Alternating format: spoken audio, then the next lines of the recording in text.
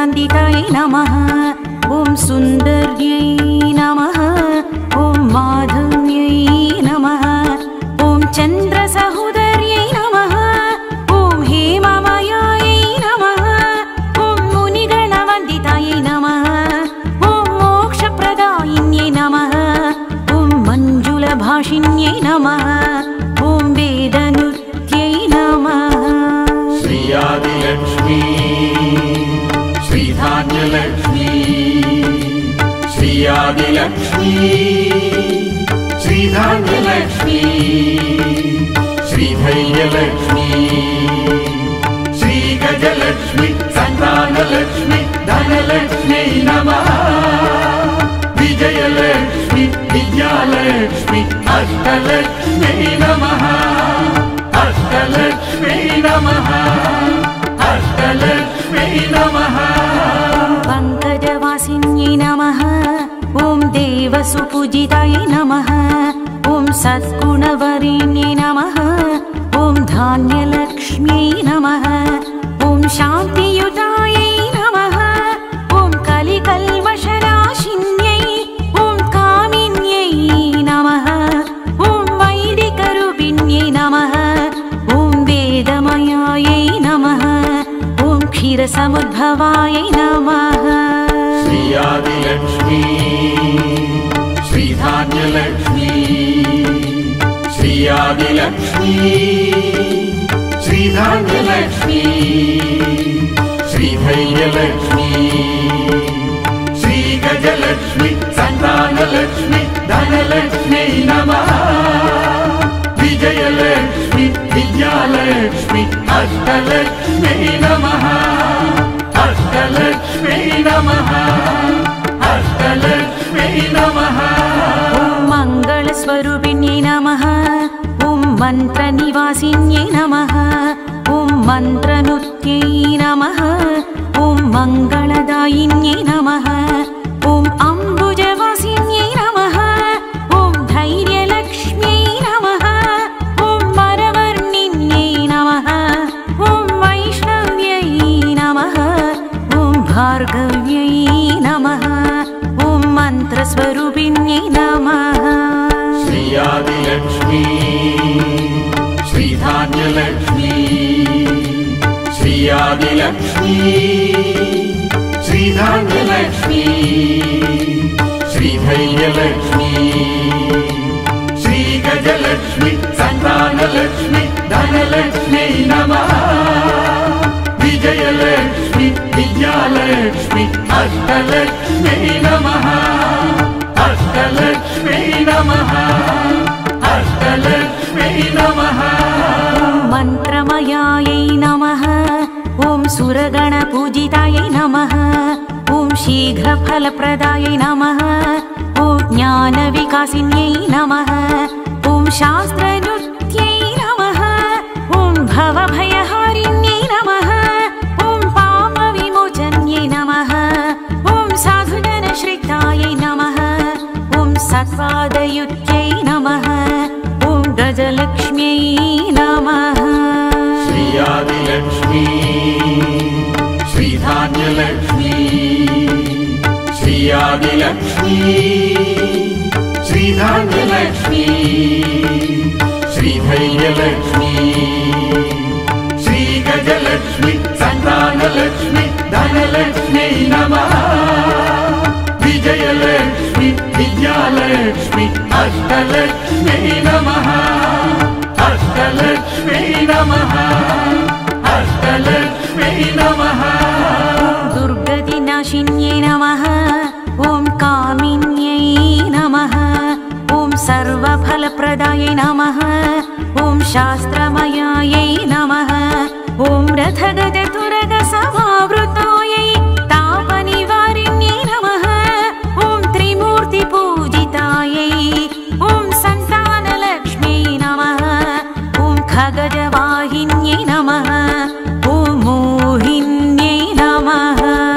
श्रीयादिलक्ष्मी श्रीधान्यलक्ष्मी श्रीयादिलक्ष्मी श्री श्रीधान्यलक्ष्मी श्रीधैर्यलक्ष्मी श्रीगजलक्ष्मी सन्तानलक्ष्मी धनलक्ष्मी नमः विजयलक्ष्मी विद्यालक्ष्मी अष्टलक्ष्मी नमः अष्टलक्ष्मी नमः अष्टलक्ष्मी नमः चक्रिण्यै नमः ॐ रागविवर्धिन्यै नमः ॐ ज्ञानमयायै नमः ॐ गुणगणवारिनिध्यै नमः ॐ लोकहितैषिण्यै नमः ॐ सर्वभूषितगानमत्यै सुरासुरसेवितायै मुनीश्वरवन्दनीयायै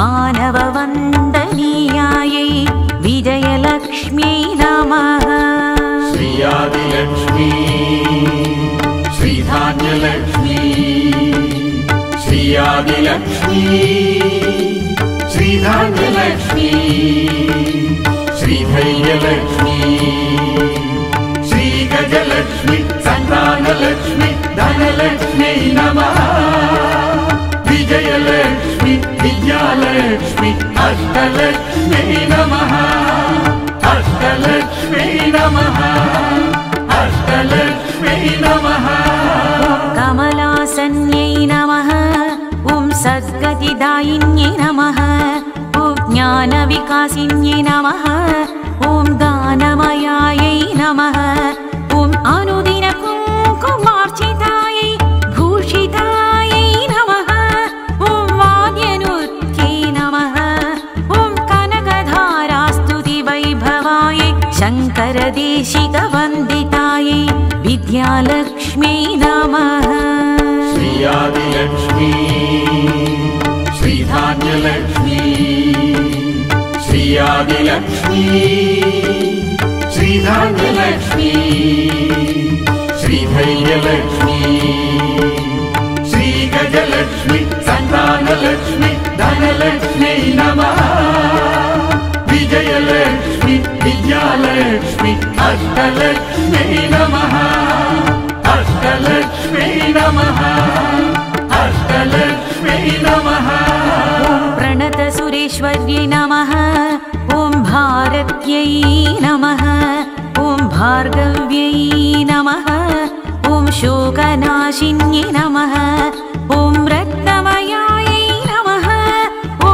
स्वर्णभूषितकर्णमयायै कान्तिसमावृतहासमुखायै नवनिधिदायिन्यै नमः ॐ कलिमलहारिण्यै नमः ॐ कामितफलदायिन्यै श्रीयादिलक्ष्मी श्रीधान्यलक्ष्मी श्रीयादिलक्ष्मी श्रीधान्यलक्ष्मी श्रीधैर्यलक्ष्मी श्रीगजलक्ष्मी सन्तानलक्ष्मी धनलक्ष्मी नमः विजयलक्ष्मी विद्यालक्ष्मी अष्टलक्ष्मी नमः अष्टलक्ष्मी नमः अष्टलक्ष्मी नमः धनलक्ष्म्यै नमः ॐ प्रणवनिनदायै नमः ॐ दुन्दुभिनादसुपूर्णमयायै मृदङ्गनिनदायै नमः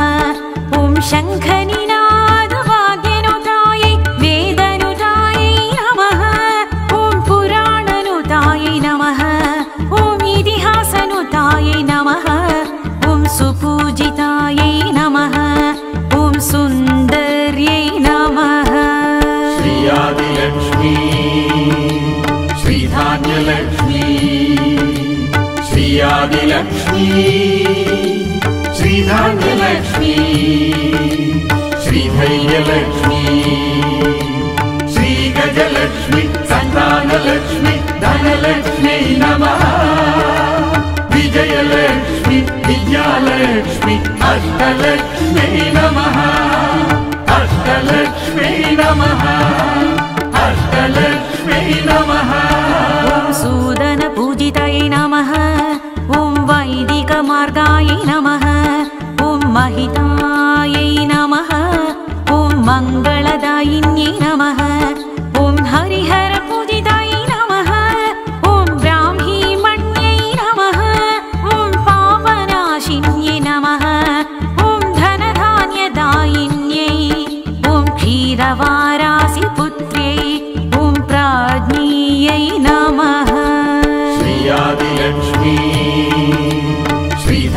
श्रीधान्यलक्ष्मी श्रीयादिलक्ष्मी श्रीधान्यलक्ष्मी श्रीधैर्यलक्ष्मी श्रीगजलक्ष्मी सन्तानलक्ष्मी धनलक्ष्मी नमः विजयलक्ष्मी विद्यालक्ष्मी अष्टलक्ष्मी नमः अष्टलक्ष्मी नमः अष्टलक्ष्मी नमः श्रीनारायण्यै नमः ॐ सर्वाराध्यायै नमः सर्वस्वरूपिण्यै नमः ॐ इन्दुशीतलायै नमः ॐ पद्मोद्भवायै नमः ॐ पद्मसुन्दर्यै नमः ॐ पद्मगन्धिन्यै नमः ॐ पुण्यगन्धायै नमः ॐ दारिद्र्यनाशिन्यै नमः ॐ अष्टलक्ष्मी नमः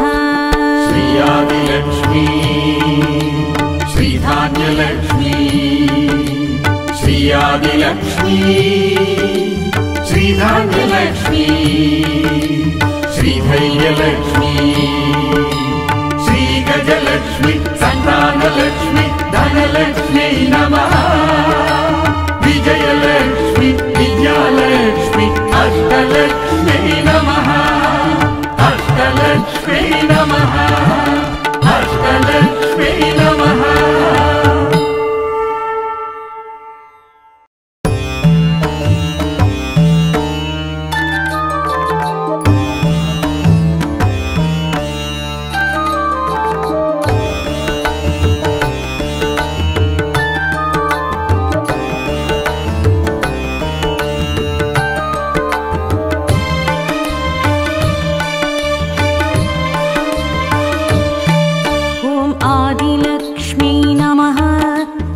सुमनसवन्दितायै नमः ॐ सुन्दर्यै नमः ॐ माधव्यै नमः ॐ चन्द्रसहोदर्यै नमः ॐ हेममयायै नमः ॐ मुनिगणवन्दितायै नमः ॐ मोक्षप्रदायिन्यै नमः ॐ मञ्जुलभाषिन्यै नमः ॐ वेदनृत्यै नमः श्रीयादिलक्ष्मी श्रीधान्यलक्ष्मी श्रीयादिलक्ष्मी श्रीधान्यलक्ष्मी श्रीधैर्यलक्ष्मी श्रीगजलक्ष्मी सन्तानलक्ष्मी धनलक्ष्मी नमः विजयलक्ष्मी विद्यालक्ष्मी अष्टलक्ष्मी नमः अष्टलक्ष्मी नमः अष्टलक्ष्मी नमः पङ्कजवासिन्यै नमः ॐ देवसुपूजितायै नमः ॐ सद्गुणवरिण्यै नमः ॐ धान्यलक्ष्म्यै नमः ॐ शान्तियुतायै नमः ॐ कलिकल्मषनाशिन्यै ॐ कामिन्यै नमः ॐ वैदिकरूपिण्यै नमः ॐ वेदमयायै नमः ॐ क्षीरसमुद्भवायै नमः श्रीयादिलक्ष्मी श्रीधान्यलक्ष्मी श्रीयादिलक्ष्मी श्रीधान्यलक्ष्मी श्रीधैर्यलक्ष्मी श्रीगजलक्ष्मी सन्तानलक्ष्मी धनलक्ष्मी नमः विजयलक्ष्मी विद्यालक्ष्मी अष्टलक्ष्मी नमः अष्टलक्ष्मी नमः अष्टलक्ष्मी नमः ॐ मङ्गलस्वरूपिण्यै नमः ॐ मन्त्रनिवासिन्यै नमः ॐ मन्त्रनुत्यै नमः ॐ मङ्गलदायिन्यै नमः ॐ अम्बुजवासिन्यै नमः ॐ धैर्यलक्ष्म्यै नमः ॐ वरवर्णिन्यै नमः ॐ वैष्णव्यै नमः ॐ भार्गव्यै नमः ॐ मन्त्रस्वरूपिण्यै नमः श्रीयादिलक्ष्मी श्रीधान्यलक्ष्मी श्रीयादिलक्ष्मी श्रीधान्यलक्ष्मी श्रीधैर्यलक्ष्मी श्रीगजलक्ष्मी सन्तानलक्ष्मी धनलक्ष्म्यै नमः विजयलक्ष्मी विद्यालक्ष्मी अष्टलक्ष्म्यै नमः अष्टलक्ष्म्यै नमः अष्टलक्ष्म्यै नमः मन्त्रमयायै नमः ॐ सुरगणपूजितायै नमः ॐ शीघ्रफलप्रदायै नमः ॐ ज्ञानविकासिन्यै नमः ॐ शास्त्रनृत्यै नमः ॐ भवभयहारिण्यै नमः ॐ पापविमोचन्यै नमः ॐ साधुजनश्रितायै नमः ॐ सत्पादयुत्यै नमः ॐ गजलक्ष्म्यै नमः श्रीयादिलक्ष्मी श्रीधान्यलक्ष्मी श्रीयादिलक्ष्मी श्रीधान्यलक्ष्मी श्रीधैर्यलक्ष्मी श्रीगजलक्ष्मी सन्तानलक्ष्मी धनलक्ष्म्यै नमः विजयलक्ष्मी विद्यालक्ष्मी अष्टलक्ष्म्यै नमः अष्टलक्ष्म्यै नमः अष्टलक्ष्म्यै नमः दुर्गतिनाशिन्यै नमः ॐ कामिन्यै नमः ॐ सर्वफलप्रदायै नमः ॐ शास्त्रमयायै नमः ॐ रथगजतुरगसमावृतायै तापनिवारिण्यै नमः ॐ त्रिमूर्तिपूजितायै ॐ सन्तानलक्ष्म्यै नमः ॐ खगजवाहिन्यै नमः ॐ मोहिन्यै नमः श्रीयादिलक्ष्मी श्रीधान्यलक्ष्मी श्रीयादिलक्ष्मी श्रीधान्यलक्ष्मी श्रीधैर्यलक्ष्मी श्रीगजलक्ष्मी सन्तानलक्ष्मी धनलक्ष्म्यै नमः विजयलक्ष्मी विद्यालक्ष्मी अष्टलक्ष्म्यै नमः अष्टलक्ष्म्यै नमः अष्टलक्ष्म्यै नमः चक्रिण्यै नमः ॐ रागविवर्धिन्यै नमः ॐ ज्ञानमयायै नमः ॐ गुणगणवारिनिध्यै नमः ॐ लोकहितैषिण्यै नमः ॐ सर्वभूषितगानमत्यै सुरासुरसेवितायै मुनीश्वरवन्दनीयायै मानववन्दनीयायै विजयलक्ष्म्यै नमः श्रीयादिलक्ष्मी श्रीधान्यलक्ष्मी श्रीयादिलक्ष्मी श्रीधान्यलक्ष्मी श्रीधैर्यलक्ष्मी श्रीगजलक्ष्मी सन्तानलक्ष्मी धनलक्ष्म्यै नमः विजयलक्ष्मी विद्यालक्ष्मी अष्टलक्ष्म्यै नमः अष्टलक्ष्म्यै नमः अष्टलक्ष्म्यै नमः कमलासन्यै नमः ॐ सद्गतिदायिन्यै नमः ॐ ज्ञानविकासिन्यै नमः ॐ गानमयायै नमः ॐ अनुदिनकुङ्कुमार्चितायै भूषितायै नमः ॐ वाद्यनृत्यै नमः ॐ कनकधारास्तुतिवैभवायै शङ्करदेशिकवन्दितायै विद्यालक्ष्म्यै नमः श्रीयादिलक्ष्मी श्रीधान्यलक्ष्मी श्रीयादिलक्ष्मी श्रीधान्यलक्ष्मी श्रीधैर्यलक्ष्मी श्रीगजलक्ष्मी सन्तानलक्ष्मी धनलक्ष्म्यै नमः विजयलक्ष्मी विद्यालक्ष्मी अष्टलक्ष्म्यै नमः अष्टलक्ष्म्यै नमः अष्टलक्ष्म्यै नमः प्रणतसुरेश्वर्यै नमः ॐ भारत्यै नमः ॐ भार्गव्यै नमः ॐ शोकनाशिन्यै नमः ॐ रत्नमयायै नमः ॐ स्वर्णभूषितकर्णमयायै कान्तिसमावृतहासमुखायै नवनिधिदायिन्यै नमः ॐ कलिमलहारिण्यै नमः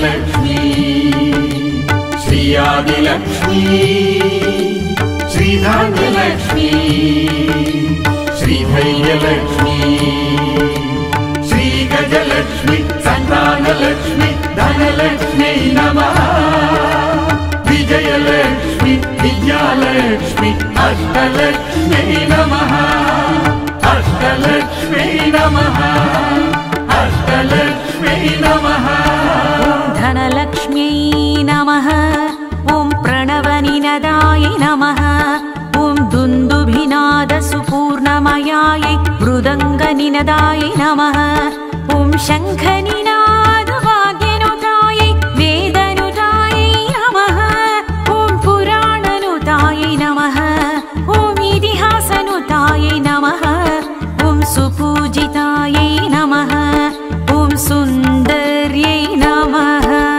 श्रीयादिलक्ष्मी श्रीधान्यलक्ष्मी श्रीयादिलक्ष्मी श्रीधान्यलक्ष्मी श्रीधैर्यलक्ष्मी श्रीगजलक्ष्मी संतानलक्ष्मी धनलक्ष्मी नमः विजयलक्ष्मी विद्यालक्ष्मी अष्टलक्ष्मी नमः अष्टलक्ष्मी नमः अष्टलक्ष्मी नमः ॐ सूदनपूजितायै नमः ॐ वैदिकमार्गायै नमः ॐ महितायै नमः ॐ मङ्गलदायिन्यै नमः ॐ हरिहरपूजितायै नमः ॐ ब्राह्मीमण्यै नमः ॐ पापनाशिन्यै नमः ॐ धनधान्यदायिन्यै ॐ क्षीरवारासिपुत्र्यै ॐ प्राज्ञियै नमः श्रीयादिलक्ष्मी श्रीधान्यलक्ष्मी श्रीयादिलक्ष्मी श्रीधान्यलक्ष्मी श्रीधैर्यलक्ष्मी श्रीगजलक्ष्मी संतानलक्ष्मी धनलक्ष्मी नमः विजयलक्ष्मी विद्यालक्ष्मी अष्टलक्ष्मी नमः अष्टलक्ष्मी नमः अष्टलक्ष्मी नमः श्रीनारायण्यै नमः ॐ सर्वाराध्यायै नमः सर्वस्वरूपिण्यै नमः ॐ इन्दुशीतलायै नमः ॐ पद्मोद्भवायै नमः ॐ पद्मसुन्दर्यै नमः ॐ पद्मगन्धिन्यै नमः ॐ पुण्यगन्धायै नमः ॐ दारिद्र्यनाशिन्यै नमः ॐ अष्टलक्ष्मी नमः श्रीयादिलक्ष्मी श्रीधान्यलक्ष्मी श्रीयादिलक्ष्मी श्रीधान्यलक्ष्मी श्रीधैर्यलक्ष्मी श्रीगजलक्ष्मी संतानलक्ष्मी धनलक्ष्मी नमः